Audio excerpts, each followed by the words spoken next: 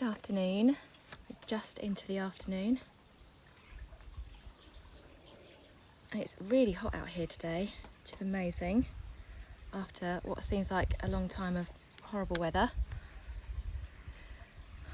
Just give it a moment while Instagram lets you know that I'm live. So this is my little mini coaching session that I've sort of fallen into each week around about noon on a Thursday, where I just spend 5 or 10 minutes talking about a very small little topic, but a small thing that can have quite a big impact on our lives. And if you have a pen and paper nearby, that's quite helpful, because I'll ask you a couple of questions that you can ask yourself and see what kind of answers you come up with. It might give you some direction with life. So today, is your life happening to you? Is your life happening for you? So is life happening to you, or is life happening for you? And if that seems like a weird question and you're thinking, well, what do you mean? Do you feel that you are in control of what is happening in your life, or do you feel that it's just happening without your involvement or decision making? So when you're in the mode of life is happening to me, it can make you feel quite powerless and demotivated or unmotivated. But when you are stepping into a mode of life is happening for me, then you feel much more in control, much more motivated, much more aware of what is happening in your life, and a better connection to what you do want from life. So that's why it's quite an important factor to try and decide where are you at the moment. So life isn't just happening to us. We are creating it with how we step out in the world, and everything we do. What we get back is a direct knock-on from that.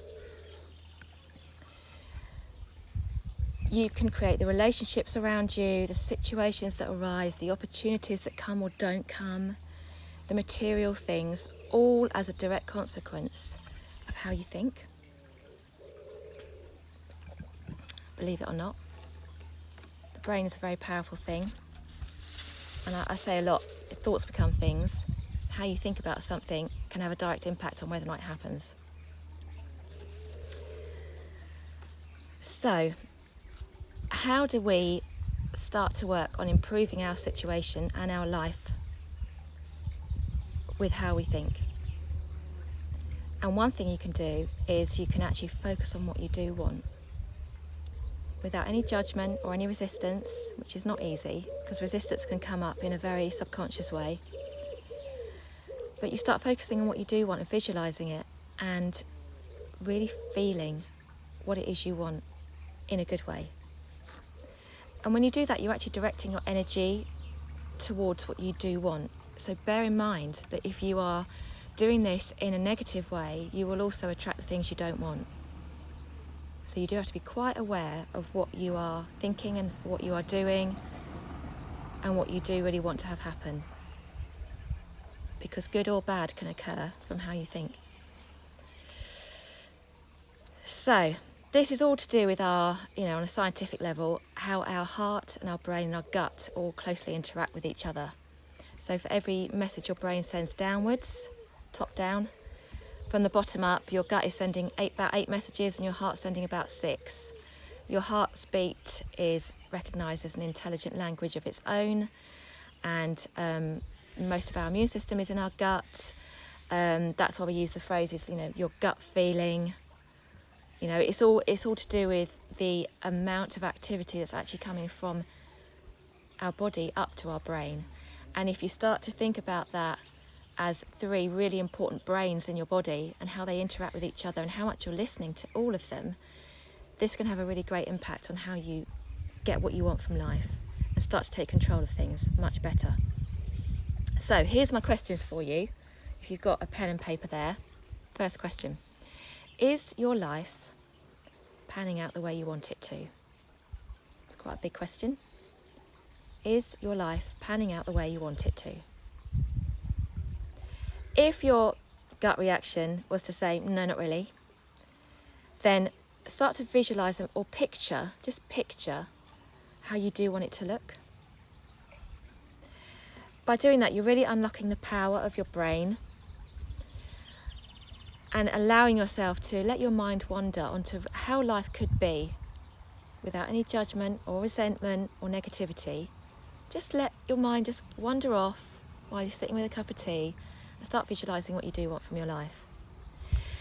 Just doing that type of daydreaming without bringing in any negativity reduces your stress, it reduces inflammation in the body, it can improve anxiety, it can reduce depression, it can improve gut issues. This is how powerful this stuff is.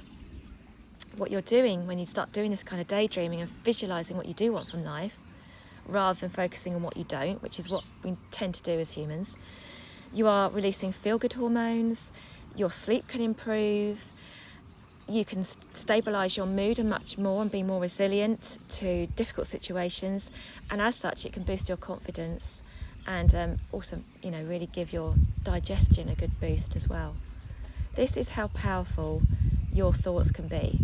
This does start to cross in a little bit into gratitude, but I'm not going there today. This is purely about, I want you just to focus on whether or not you're happy with your life for today. So actually, illness is often comes about with a disconnection between the gut, the heart and the brain. So that, again, shows you how important it is for us to think of those three power centres in our bodies and how they are all interacting together, because we're probably spending a lot of our time walking about using this one and not really listening to our heart or our gut, and that's where the disconnect can come. So ask yourself, what is my gut telling me, and what is your body trying to tell you? And another question for you, or another little project, not a question, a little project, is look at your life as a whole, and I'll explain why in a minute. And on this piece of paper, I want you just to split your life out into sleep and relaxation, exercise and movement, food and nutrition, stress, and relationships, because your life is made up of many different compartments. And on your piece of paper, now that you've written those subsections down, I want you to ask yourself, am I in the driving seat or am I a passenger in this part of my life? So ask yourself that question on each of those sections. When you look at sleep and relaxation, are you in charge or are you being a passenger? And this goes back to, is my life happening to me or is my life happening for me? And take your time over that and write down your thoughts as they come to you when you work through each of those sections. And then take a little overview of that and see if any of those answers have been surprising. It might be that you are definitely in the driving seat in certain areas of your life. It could be that with work, which I haven't actually put in there, you could have that as another one, work. You are in the driver's seat, but it could be that when it comes to nutrition, it's rushed. You grab what's in the fridge, you haven't really thought about exactly what you eat for many years, you're still eating like you did when you were in your 20s. Or it could be that your sleep's bad, you've given in, it's just the way it is, therefore you're being a passenger. You're letting it happen to you rather than for you. And once you've started to work down into those subsections and you're starting to really look at whether or not you're letting it just happen to you or for you, you can start to make some inspired actions on how you're going to change that. Remembering that this is pulling you back into that bigger picture of a much happier, more fulfilled life, being in the driver's seat of what happens and letting life happen for you rather than to you. Okay?